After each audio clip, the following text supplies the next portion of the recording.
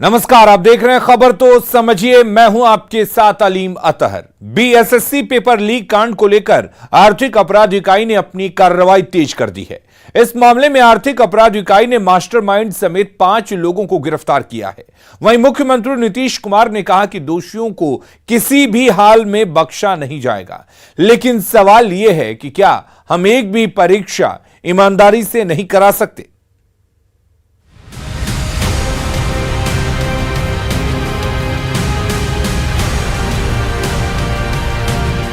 मोतिहारी के शांति निकेतन स्कूल से लीक हुआ था बीएसएससी का पेपर।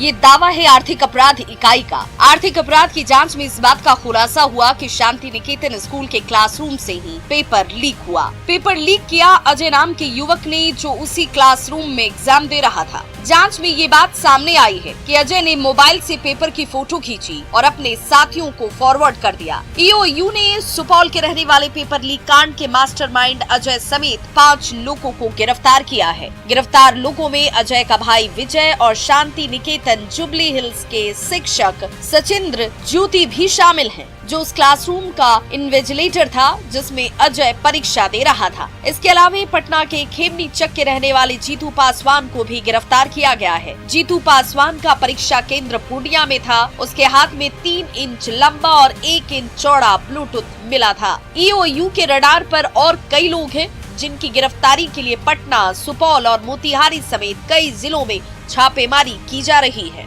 5 गिरफ्तारियों के बावजूद ईओयू के सामने अब भी कई ऐसे सवाल मुहबाए खड़े हैं जिनका उत्तर मिलना भी बाकी है।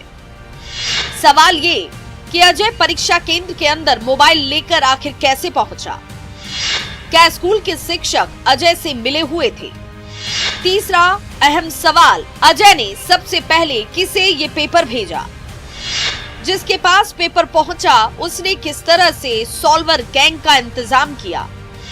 वायरल पेपर किन किन परीक्षार्थियों के पास पहुंचा? और क्या और भी किसी सेंटर से पेपर लीक हुए? अगर हाँ, तो कितने परीक्षार्थियों को गलत तरीके से लाभ पहुंचाने की तैयारी थी? पेपर लीक कांड को लेकर चल रही ईओयू की जांच के बाद बीएसएससी पेपर लीक कांड पर पहली बार मुख्यमंत्री नीतीश कुमार ने बयान दिया। सीएम ने कहा कि दोषियों को किसी भी हाल में बख्शा नहीं जाएगा। जांच कर रहा हूँ तो बहुत ठीक से जांच कर रहा है, वो कर रहा है जांच। जो बात आई थी वो बीच में कहीं से कोई समय का 1 घंटा के बाद का कुछ हुआ, पूरे तौर पर जांच कर रहा है। वो जैसे ही हमने देखा था तुरंत हमने कहा था कि उसको पूरे तौर पर देखिए, तो दिख रहा है बहुत अच्छे ढंग से। बीएसएससी पेपर लीक कांड में भले ही दोषियों की गिरफ्तारी हो जाए, उन्हें कड़ी से कड़ी सजा दिला दी जाए, लेकिन सबसे बड़ा सवाल ये कि क्या हम एक परीक्षा भी ईमानदारी से नहीं करा सकते? न्यूज़ 18 के लिए पटना से संजय कुमार की रिपोर्ट। तो बिल्कुल सवाल यह उठ रहा है कि क्या हम एक भी परीक्षा ईमानदारी से नहीं करा सकते? और यह समझने वाली बात भी है क्योंकि बिहार में अधिकांश सरकारी परीक्षा विवादों में ही रहती है। कभी बिहार बोर्ड पर टॉपर घोटाले का आरोप लगता है, तो कभी रिजल्ट में हेराफेरी की बात भी सामने आती है। कई बार जो छात्र बड़ी परीक्षाओं में टॉप करते हैं उन्हें बिहार बोर्ड से 0 नंबर मिल जाता है। लेकिन अब बात बोर्ड और यूनिवर्सिटी से आगे निकल चुकी है। ज्यादातर परीक्षाओं के प्रश्न पत्र लीक होने लगे हैं।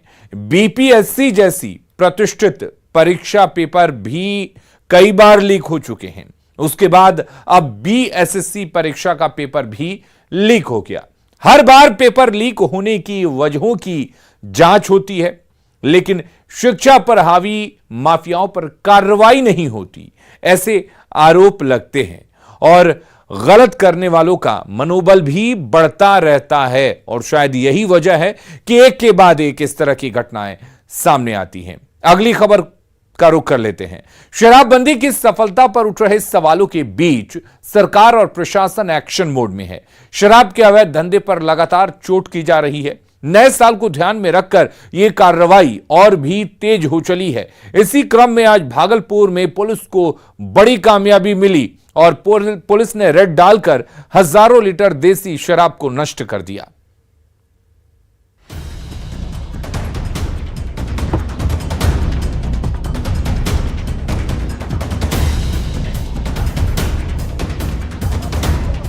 देशी शराब से भरे इस ड्रम पर कुदाल चलाता ये पुलिस का जवान शराब के अवैध निर्माण पर कड़ा प्रहार कर रहा है। नाथनगर थाना क्षेत्र के शंकरपुर और चमनिया दियारा में ऐसे सैकड़ों ड्रम जमीन के सीने में दफन किए गए थे। नए साल के जश्न में शराब की इस बड़ी खेप को खपाने की तैयारी थी, लेकिन उससे पहले ही पुलिस को इसकी भनक लग गई और 5 थानों की पुलिस ने टीम बनाकर दियारा इलाके में धावा बोल दिया। ये जो दियारा का जो बालू भरा खेत है, इसमें गड्ढे खान के जो है देखिए ड्रम जो है छुपा छुपा के जो है शराब माफिया रखे हुए थे और शराब बना को यहाँ पर भारी मात्रा में शराब भी रखी गई है। कई ऐसे ड्रम है, सैकड़ों ड्रम को जो है आज खोजा गया है पुलिस के द्वारा। कुदाल चला चला कर जो है यहाँ पर ऐसे ड्रमों को निकाला गया है जमीन के नीचे से और काफी मात्रा में गैस सिलेंडर और ड्रम जो है बरामद किए हुए हैं। वही हजारों लीटर शराब जो है यहाँ पर बनी हुई मिली है, जिसको अब मिट्टी में बहाकर विनष्ट किया जा रहा है। सुबह 4 बजे से ही ये पूरी कार्रवाई चल रही है। CIT की टीम है और कई थानों की पुलिस है जो लगातार पहले सुबह से ही यहाँ पर छापेमारी कर रही है। सुबह 4 बजे से ही पुलिस की टीम इस कार्रवाई को अंजाम देने के लिए दियारा इलाके में उतर गई थी। दियारा का इलाका देशी शराब के निर्माण का हॉट स्पॉट माना जाता है। पुलिस और प्रशासन की निगाहों से बचकर शराब के धंधेबाज इन इलाकों में अक्सर देशी शराब का निर्माण करते हैं, लेकिन भागलपुर के दियारा इलाके में जब पुलिस की टीम पहुंची तो उन्हें भी इसका अंदाजा नहीं था कि दियारा की जमीन हजारों लीटर शराब उगलने लगेगी।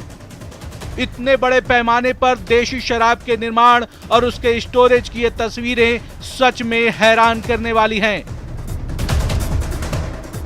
ये सिलेंडर शराब में बनाने का चूल्हा और ड्राम जिसमें शराब रखा जाता है बड़ी मात्रा में बरामद हुआ है। आगे भी कार्रवाई अभी रहेगी, अभी 1-2 घंटा कार्रवाई आगे चलेगी और पुलिस के जवान जो है लगातार इसमें लगे हुए हैं। आप देख सकते हैं कि कई गड्ढे यहाँ पर हैं और गड्ढों में जो है पूरे दियारा क्षेत्र में जो है बालू जहाँ पर है वहाँ कुदाल लेकर जो है पुलिसकर्मी आज जो है वो शराब की खोज कर रहे हैं। और इस रेड में पुलिस की टीम ने हजारों लीटर देशी शराब को नष्ट किया। हालांकि इस दौरान किसी की गिरफ्तारी नहीं हो सकी, लेकिन पुलिस की कार्रवाई ने उन धंधेबाजों की कमर तो जरूर तोड़ दी है जो नए साल के जश्न में अवैध शराब को खपाने का ख्वाब देख रहे थे। न्यूज 18 के लिए भागलपुर से आशीष रंजन की रिपोर्ट। और नए साल के पहले इतनी बड़ी छापेमारी और बड़े पैमाने पर शराब के पकड़े जाने के मायने को समझ लेते हैं। दरअसल नए साल यानी 2023 के आने में चंद दिन बाकी हैं, चंद दिन ही अब रह गए जब लोग नए साल के जश्न मनाएंगे। नए साल पर शराब के साथ जश्न मनाने की पूरी तैयारी चल रही है।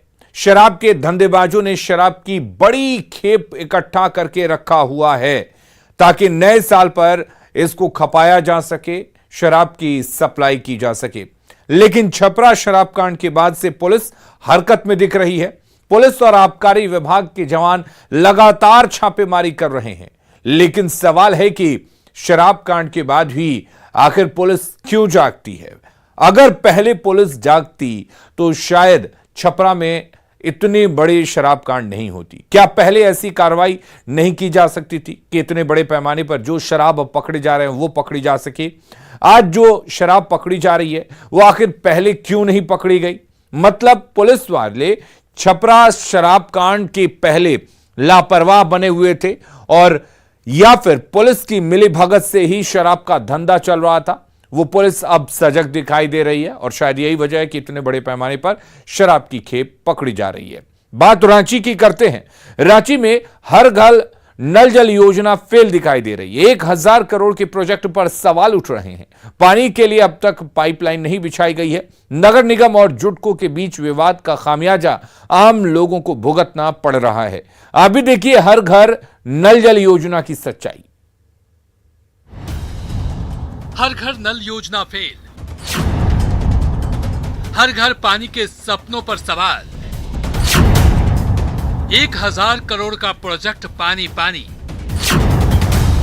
पानी के लिए अब तक नहीं बिछी पाइप, पानी के लिए करना होगा और इंतजार।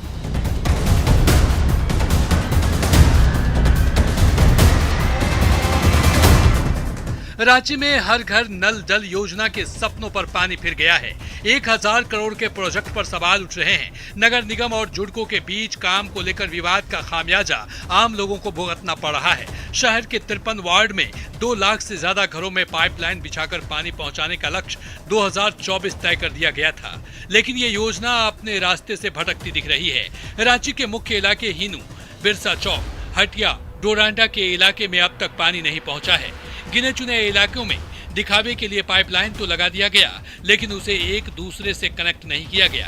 ऐसे में लोगों को नल से पानी लेने के लिए अभी और इंतजार करना होगा। अभी तक रुक्का डैम, हटिया डैम और कांके डैम का मालिकाना पीएचडी के पास है, और पुराना जो पाइपलाइन बिछा हुआ जिससे अभी वाटर सप्लाई हो रहा है उसका भी मालिकाना जो है वो है पीएचडी ही है। इसलिए उनके पाइप में जुडको जो है छेद करके या कनेक्शन नहीं दे सकता, क्योंकि हमारे अधिकार के बाहर है, ये अपराध होगा।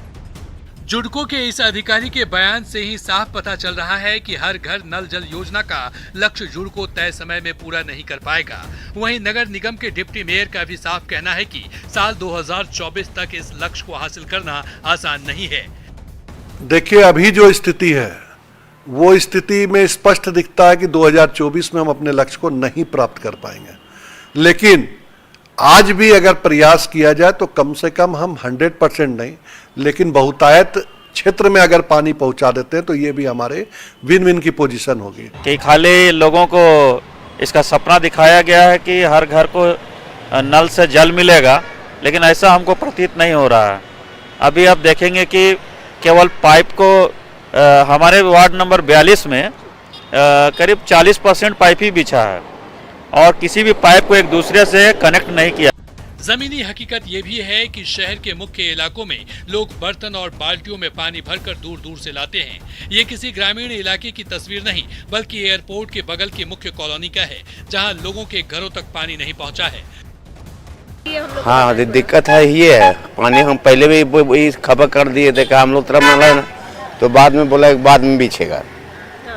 अभी तक बिछे ही नहीं है। ये आपके यहाँ पाइपलाइन बिछ गया है? हम तो अगला घर से भर लेते हैं। हाँ। ठीक है। हाँ। अगला से लेते हैं, अपना भर लेते हैं। हाँ। पीने के लिए। हाँ। उसके बाद काम ही खत्म हो जाता है। आपके घर में नल नहीं है? नहीं। जुडको ने साल 2024 तक शहर के 2,06,000 से ज्यादा घरों में पानी पहुंचाने का लक्ष्य रखा है, लेकिन अब तक बमुश्किल 37,000 से ज्यादा घरों तक ही पानी पहुंचा है। ऐसे में इस रफ्तार से जुडको के लिए ये लक्ष्य हासिल करना मुश्किल दिख रहा है। राजधानी रांची के नगर निगम के क्षेत्र में हर घर पानी पहुंचाने का सपना अब काफी पीछे होता दिखाई दे रहा है। सामने तस्वीरों में आप देखेंगे किस तरीके से रांची का मुख्य इलाका हिनू किस तरीके से पानी के लिए काफी ज्यादा आहत में है। सामने आप देखेंगे बर्तन रखे हुए हैं, जो इलाके में लोग हैं दूर दराज अब भी जाते हैं, पानी लेकर ढोकर वापस लौटते हैं। पूरे इलाके में स्थानीयों ने बताया है कि किस तरीके से यहाँ पर वो पानी के लिए कोई उपाय भी नहीं है, उपलब्धि भी नहीं है। पानी पाइप बिछाया गया है पानी के लिए? क्या नहीं, यहाँ नहीं, कोई पाइप नहीं बिछा है। कोई नहीं बिछाया था। देखिए ना, नगर निगम और जो कंपनी को सौंपा गया है काम, वो बोला कि हम लोग इलाके में पानी दे दिए हैं, हर घर नल योजना। नहीं, हम लोग के इलाके में तो अभी तक नहीं है। जहाँ पहुँचा होगा वहाँ पहुँचा होगा। हम लोग के इलाके में कोई पानी की व्यवस्था नहीं है। तो बता दें कि अगले साल 2024 तक 2,60,010 घरों में पानी पहुंचाने का जो लक्ष्य है वो तय किया गया है, लेकिन अभी का जो हाल है वो देखकर ऐसा बिल्कुल भी नहीं लगता है कि राजधानी रांची के पूरे 53 जो नगर निगम क्षेत्र है उस तक पानी पहुंच पाएगा। रूपाली त्रिपाठी, न्यूज़ 18 रांची। और चलिए अब ये समझ लेते हैं कि आखिर रांची में नल जल योजना क्यों फेल है। दरअसल रांची में हर घर नल जल योजना एक प्लान है और इसके लिए 1000 करोड़ के प्रोजेक्ट पर काम चल रहा है। 2024 तक पाइपलाइन बिछाने का लक्ष्य रखा गया है इस योजना के तहत, लेकिन नगर निगम और जुडको के बीच विवाद है, जिसकी वजह से रांची के मुख्य इलाकों में अब तक पानी नहीं पहुंच पाया है। गिने चुने इलाकों में ही पाइपलाइन बिछाया गया है, लेकिन वो पाइपलाइन एक दूसरे से कनेक्ट नहीं है। शहर के 53 वार्ड के 2 लाख से ज्यादा घरों तक पानी पहुंचाने का सपना पूरा होने में अब समय लगेगा। इसकी वजह से रांची के लोगों को अभी और इंतजार करना पड़ेगा। मतलब यह है कि 2024 तक योजना के पूरा होने की संभावना अब दूर दूर तक दिखाई नहीं दे रही, क्योंकि जो हालात हैं वो देखकर तो यही लगता है। अगली खबर का रुख करेंगे। पटना के गांधी मैदान के पास एक कार में आग लग गई, जिसे वहां पर अफरा तफरी मच गई। बीच सड़क कार में आग लगने से ट्रैफिक जाम हो गया। मौके पर फायर ब्रिगेड की टीम पहुंची और आग पर काबू पा लिया गया। बताया जा रहा है कि शॉर्ट सर्किट की वजह से कार में आग लगी।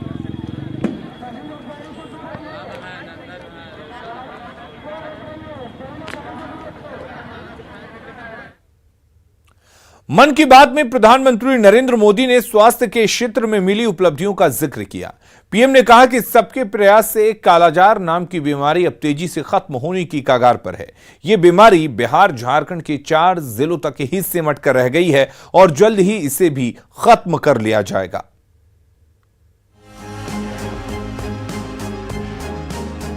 नए साल की आहट के बीच प्रधानमंत्री नरेंद्र मोदी ने 2022 में आखिरी बार मन की बात की। यह मन की बात का 96वां एपिसोड था और 2022 का आखिरी। पीएम ने 2022 की उपलब्धियों का जिक्र किया और 2023 की चुनौतियों पर चर्चा की। इस दौरान पीएम ने कहा कि बीते कुछ सालों से हमने स्वास्थ्य क्षेत्र से जुड़ी कई बड़ी चुनौतियों पर विजय पाई है। इसका पूरा श्रेय हमारे मेडिकल एक्सपर्ट्स, साइंटिस्ट और देशवासियों की इच्छा शक्ति को जाता है। वहीं सबके प्रयास से कालाजार नाम की बीमारी अब तेजी से खत्म होने की कगार पर है। ये बीमारी बिहार झारखंड के 4 जिलों तक सिमट गई है और जल्द ही इसे खत्म कर दिया जाएगा। कुछ समय पहले तक कालाजार का प्रकोप 4 राज्यों के 50 से अधिक जिलों में फैला हुआ था, लेकिन अब ये बीमारी बिहार और झारखंड के 4 जिलों तक ही सिमट कर रह गई है। किसी जमाने में कालाजार की गिनती एक बेहद ही घातक बीमारी के तौर पर होता था, लेकिन आज के समय में ये बीमारी बिहार झारखंड के 5 जिलों तक सिमट कर रह गई है। आंकड़ों पर नजर डाले तो पता चलता है कि बिहार के छपरा और सिवान, झारखंड के पाकुड़ और दुमका है। लोगों ने अगर साफ सफाई पर ध्यान दिया तो निश्चित ही बहुत जल्दी बिहार झारखंड से भी कालाजार का सफाया हो जाएगा। Bureau report, news 18। और चलिए अब कालाजार के दंश को समझ लेते हैं। आखिर क्यों प्रधानमंत्री ने इसका जिक्र किया, ये बीमारी क्यों खतरनाक है। दरअसल कालाजार धीरे धीरे विकसित होने वाला एक देसी रोग है। फ्लैबोटोमस अर्जेंटाइप्स जीन्स वाली मक्खी से यह बीमारी फैलता है। सामान्य बोलचाल की भाषा में इसे बालू मक्खी कहा जाता है। महिला मक्खी इस बीमारी को तेजी से फैलाती हैं। जब वो एक मरीज को काटने के बाद दूसरे इंसान को काटती है, ये है लक्षण, और 15 दिन या उससे ज्यादा समय तक बुखार रहता है। इस बीमारी में मरीज को हल्का या तेज बुखार की आशंका रहती है। मरीज को भूख प्यास कम लगना यह भी एक लक्षण है, और इस दौरान मरीज का वजन लगातार घटता जाता है। मरीज के स्किन का भूरा या काला रंग हो जाता है। कालाजार को लेकर किन किन बातों को ध्यान में रखा जाए, यह भी समझने वाली बात है। कालाजार गंदे या नमी